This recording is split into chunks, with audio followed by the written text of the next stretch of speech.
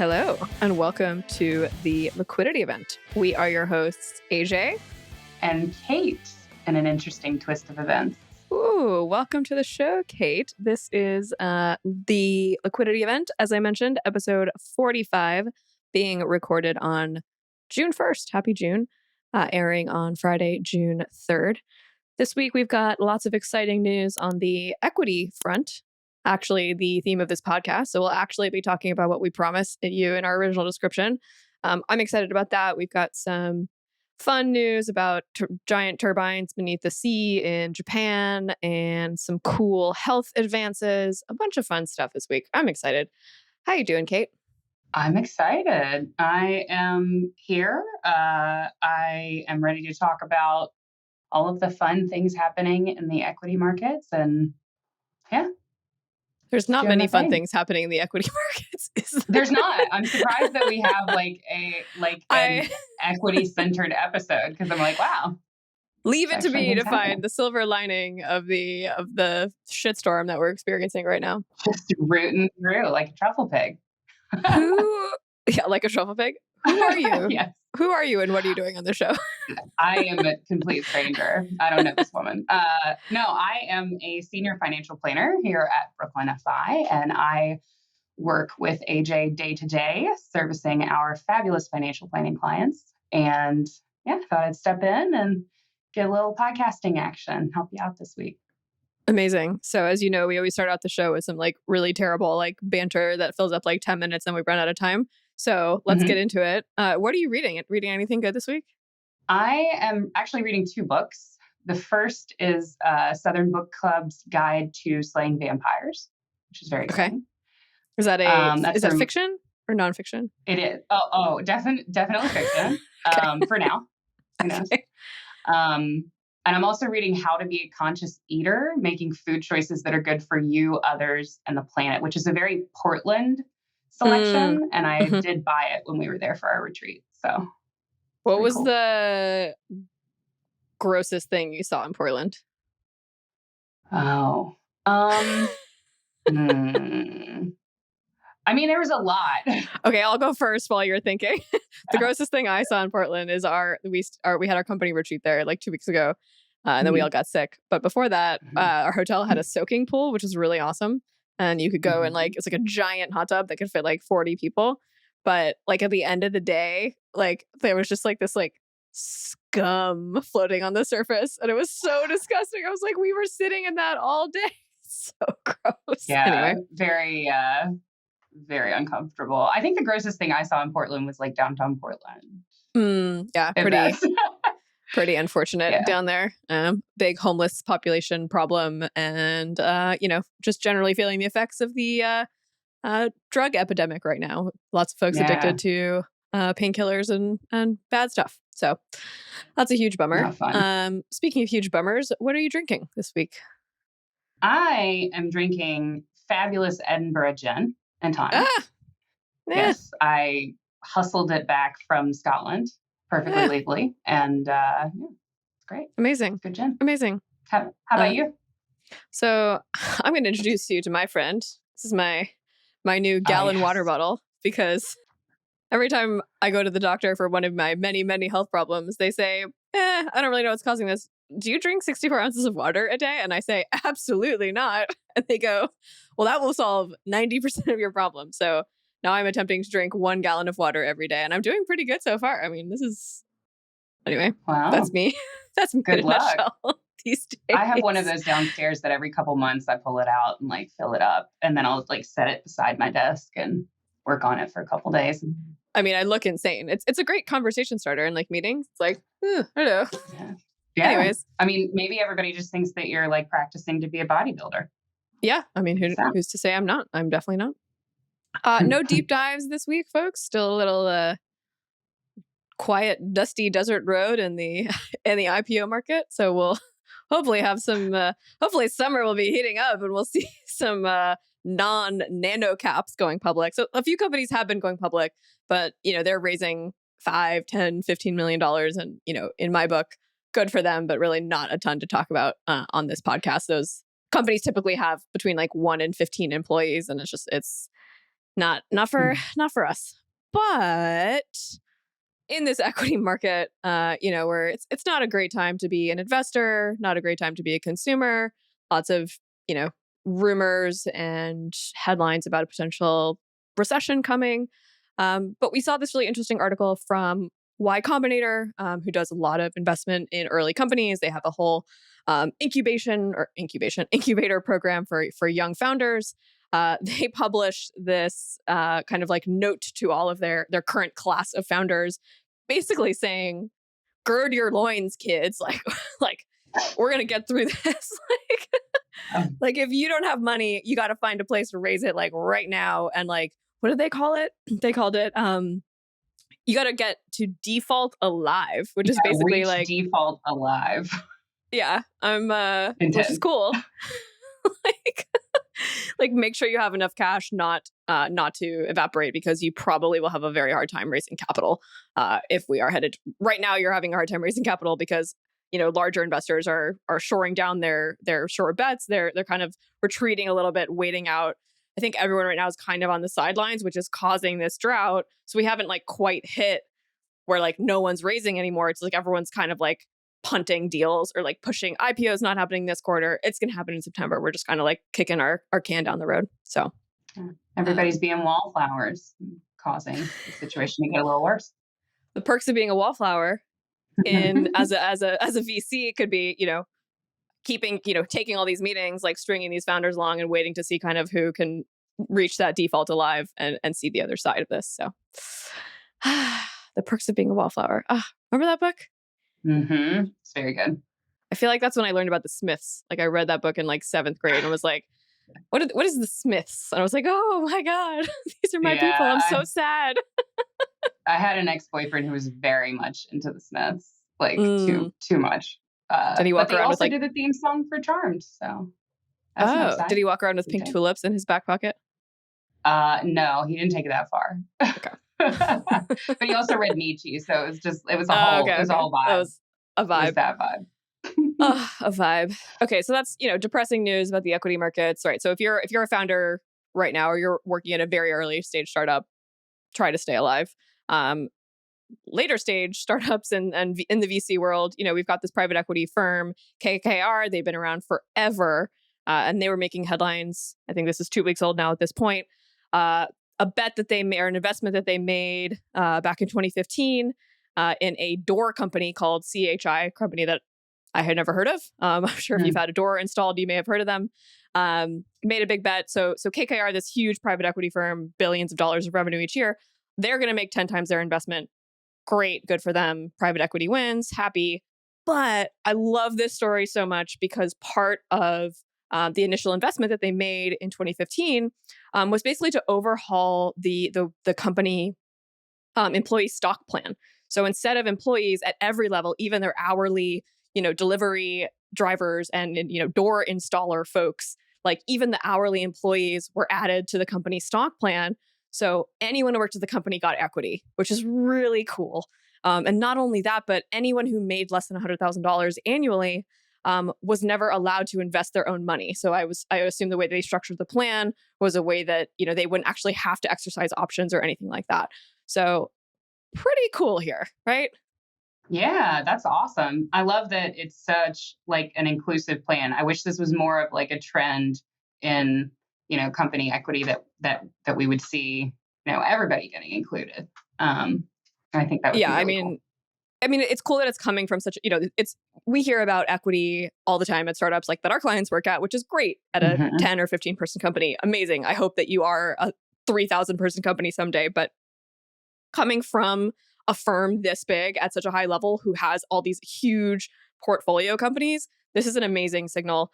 And they're saying it's a model that they've been rolling out to all of their industrial holdings.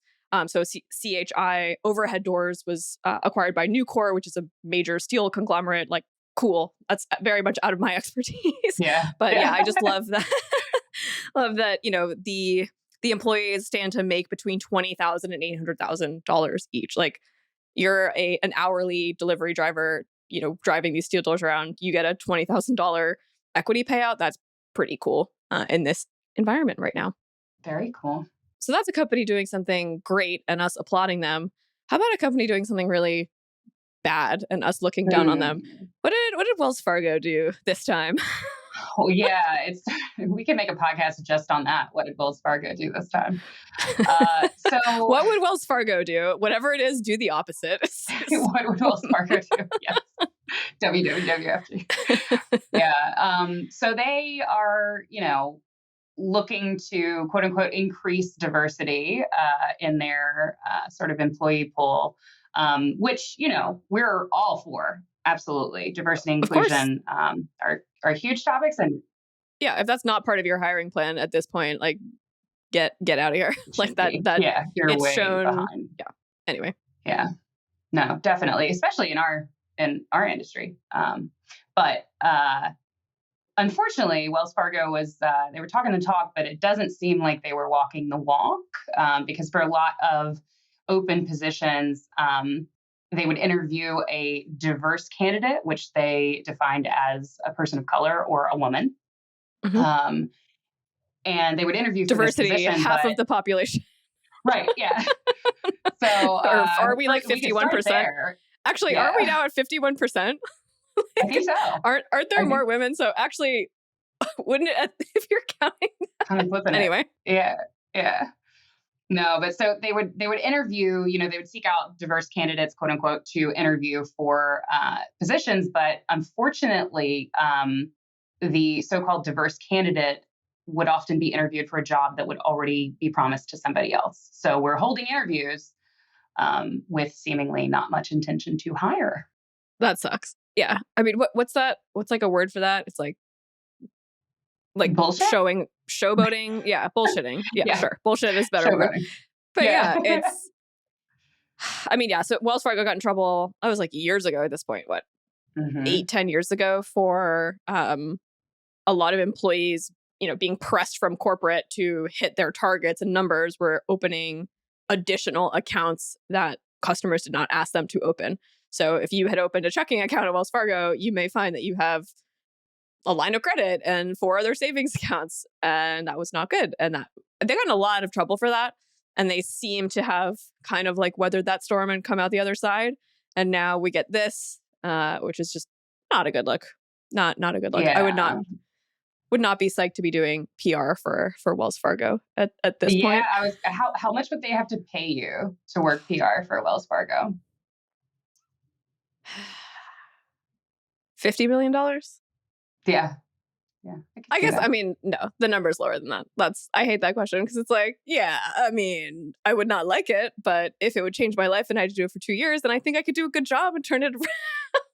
They would have to pay me a lot because I don't really know how to do PR right now, but so is fully outside of my expertise. I'll take a crack at it.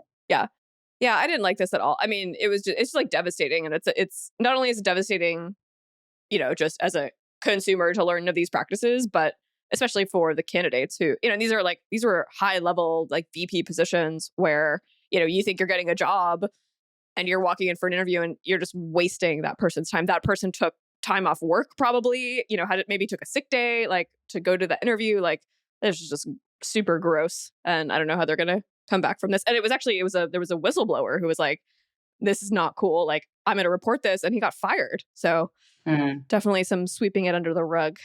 Ugh. Don't like that one at all.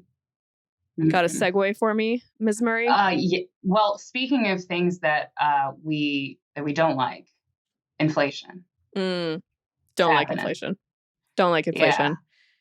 Yeah. So, it's happening. What are we at now? In terms of 8.3, we're like not far from like the highest in like 4 decades. Not to be, absolutely. Not to be a doomsdayer. Not to freak everybody out. Yeah. But remember, Arizona iced tea, still 99 cents for a tall boy can. Don't forget. That's my hedge. Measure of market security. So there's this Wall Street Journal article about 15 ways to deal with rising interest rates and inflation. And it's like some practical tips. It's kind of like a polling of various financial advisors and folks. And there's some good tips in there. But my inflation hedge tip is just buy a ton of Arizona iced tea and subsist off of that. And you'll be fine. That's it. If John was here, he'd say buy I bonds. I bonds. That's true. I Yes. bonds. It's the only way to go. Yes. Every taxpayer can buy, what is it, $10,000 worth of I 10,000, bonds? yes. Yeah. Yes. Cool. I think if you fill out the paper forms with your tax return and mail them in, it's like 5,000 though. Like I think the limit's lower versus if you do it online. It's wild. Yeah. I mean, look, how do you fight inflation? Like, I don't know. Now we have inflation. Remember shadow inflation where businesses would shrink services. Now we have shrinkflation where companies are shrinking the amount of product you get. What is this with like this toilet paper nonsense? What's going on here? Someone's counting. 264 sheets of toilet paper has now become 244 sheets. So count your sheets, people. Do an inventory. Maybe build a G sheet just for that, just to log in. A G sheet of how much toilet paper the Charmin has shrunk their roll versus who's the other one? Angel Soft. We're a Charmin family here.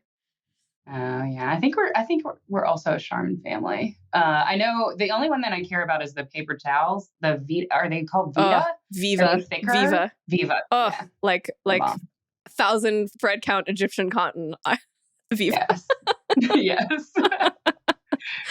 Actually, the best toilet paper ever is the Kirkland Signature Costco brand, like their ultra super high end plush toilet paper, which is like their version of the Charmin Ultra, whatever, is by far the best toilet paper. There's actually a documentary about why it's the best toilet paper that Costco has like in their lab that they engineered like the perfect toilet paper. Incredible. Anyway. You heard it here first, folks. You heard it here first. Kirkland Signature toilet paper, folks. Toilet paper. Liquidity event sponsored now by... That's my no-brainer, you guys. Okay, so how do we deal with inflation?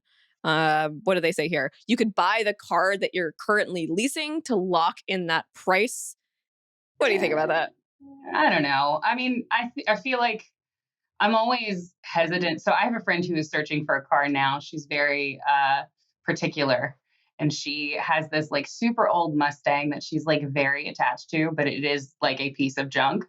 And it just keeps like doing this thing where it won't start. So she is on this like mission to find she's not looking for new, she's looking for a used car. And the prices are insane. So I don't know.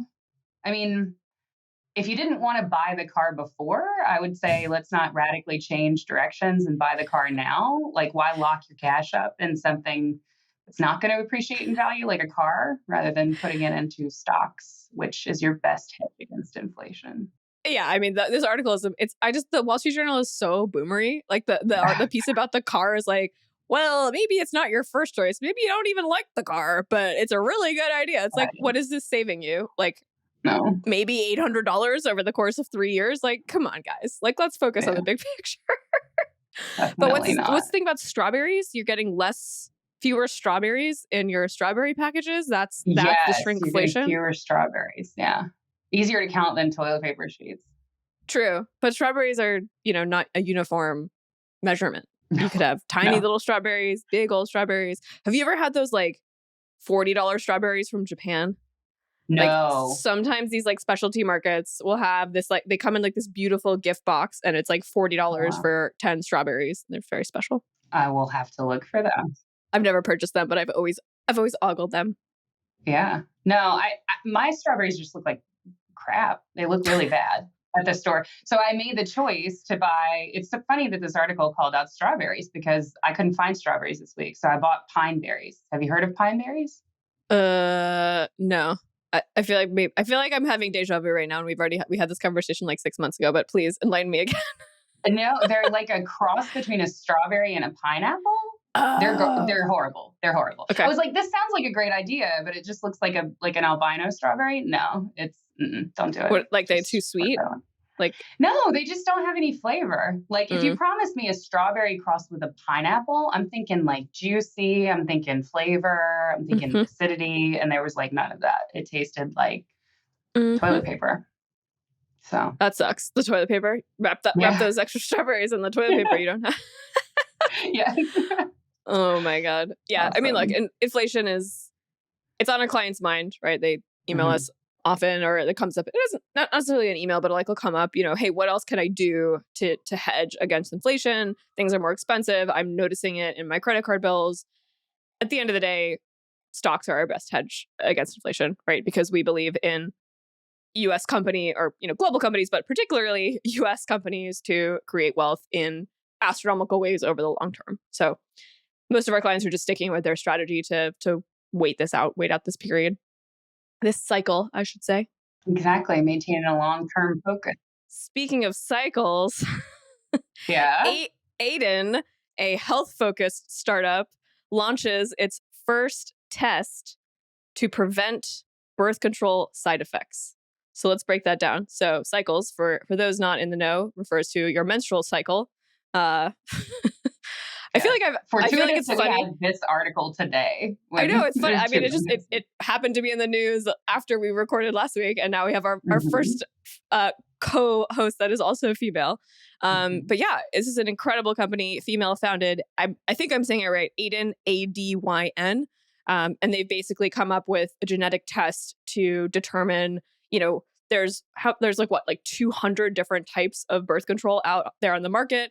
And most of them, the ones that I have been on, have caused gross side effects. And apparently this test can actually understand your chemistry and your genetics as a woman and tell you which of these brands, because they all have different hormones and different doses and different delivery, apparatuses.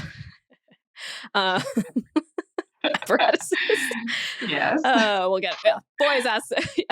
Come see me after class if you have some questions. Yes. But this is cool, though. So cool. One of the founders, I think, had also had some bad experiences with birth control. She had some health trouble, which I think a lot of women can relate to. I certainly can relate to. But she was actually on the pill, had all these symptoms.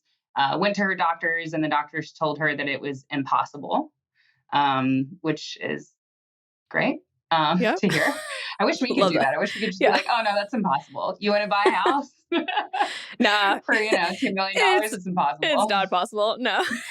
Yeah, no. But so because she is a super smarty pants with a PhD in genetics and genomics, she basically developed this test, which, fun fact, qualifies for health savings accounts and flexible spending accounts.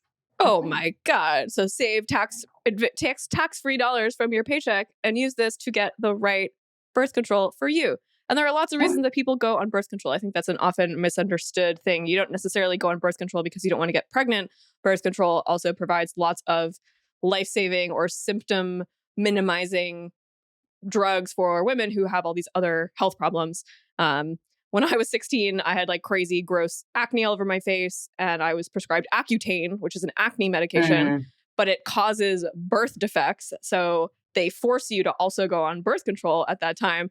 And the science then, there was no genetic test to tell me. The doctor just said, here's the birth control from the pharmaceutical rep that came into my office last week. And I had terrible side effects from that birth control, which is really great when you're a 16-year-old girl and you have acne and side effects from birth control. I'm fine now. But this is so cool to see like science working to solve women's health issues, but also from an investment perspective, from an equity perspective, like this is really cool. There's a proprietary science-backed test that's going in. I don't know exactly what's in the test, but hopefully we'll see a lot of investments flowing into companies like this. This seems like I hope this is our next success story. Women in the science and blood testing fields could use a little positive PR based on our Elizabeth Holmes debacle of the past couple of years. So I am rooting for Adin over here. I'm so glad you were here to talk about that. Yeah, that would have been a very short conversation with Shane. Yes. Lots of... Why are you always bleeding? Oh boy. All right, so let's continue this positive equity train we're on. So we were talking earlier about this private equity firm KKR made this investment, and then they were promoting these highly equitable plans. Well, it turns out one of the partners at KKR just launched brand new a nonprofit organization is basically started to help companies build more equitable equity plans. It's always funny to say like equitable equity, but that's what it is, right? Because equity meaning ownership, equitable meaning equal. So the organization is called Ownership Works. It just launched in April. And the best practices are to drive research and the aim of transforming how ownership is distributed within corporations to help working families build wealth. So finally, we have a billionaire going, let's start figuring out ways holistically at a high global level that can still make people money, a way to transfer wealth from the ultra rich to the not so rich. So very cool. We'll be watching out for this organization. Seems like a great volunteer opportunity for us folks who are pretty well versed in these employee stock ownership plans, right? Yeah, totally. Brooklyn FI can help. I mean, yes. Give us a call. No, I think it's really cool. I think, it's always good when a billionaire looks around and says, maybe we should give other people some money. Maybe. Yes. Oh my God. Speaking of billionaires, guess how many billionaires were created during the pandemic? Oh, probably a number that's way higher than I want. It was one a day. So basically, this Oxfam study came out that there was a new billionaire created every 30 hours. And every 30 hours, wait. What was the flip side? The flip side was every 33 hours, 1 million people fall into extreme poverty. So roughly every day we have one billionaire and then 1 million people not being able to feed and clothe themselves. There's some pretty crazy quotes from this article.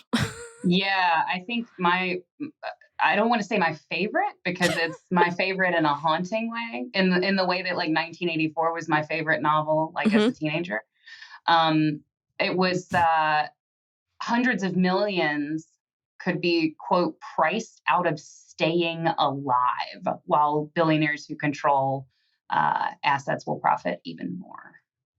Right. So when we talk about a recession and, we have clients who are worried about their net worth, very real fears, everyone's financial situation is very much real to them.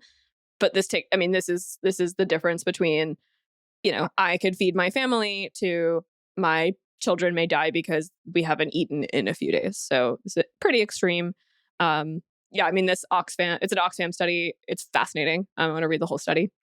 I'm reading a novel called Ministry for the Future, which is science fiction, or what do they call it? Real science fiction or hard science fiction, because it's like climate change science fiction. So it's not like aliens in space. It's sort of like post-apocalyptic, but there's no apocalypse. It's before the apocalypse because humans have destroyed the planet kind of fiction. So it kind of takes this to that extreme. What happens 20 years in the future if we haven't made changes? What are the drastic extremes people are going to start taking to redistribute wealth? So that's a hard recommend from me. Kate. I feel like if I want to read that because it sounds very cool, but I feel like it's going to drastically increase proportionally my intake of Enbridgen. So yeah, it's super depressing. First time guest. I would love to have a no-brainer from you. Give our listeners your best no-brainer. Okay, it actually dovetails quite nicely. You're going to be very pleased. Speaking of climate change and the reality of that, my no-brainer is to eat more lentils. Lentils are fabulous little plants that actually, so there's a lot of talk about carbon neutral farming. You might have heard that term. Lentils are actually better than neutral. So there are plants that emit carbon into the air. There are plants that are basically neutral. And then there are fabulous plants like lentils that actually pull the carbon from the air and deposit it into the soil. And if you want to read more about that, you should check out the book, The Soil Will Save Us. A net positive plant. I love that. Yeah. I love lentils. Cool. I love lentil soup. I make mine with a little turmeric and chili powder. So it's a little bit of slightly Indian flavors. Anyways, on that note, eat more lentils, folks. This has been the Liquidity Event. Kate, you have been a fabulous co-host with me. You can email us at theliquidityevent@brooklynfi.com. Leave us a voicemail. We'll play it on the air, which no one has ever done, but we still continue to offer that option. Show notes can be found at brooklynfi.com/episode 45. Thanks so much for listening, and we will see you soon. Bye. See you later.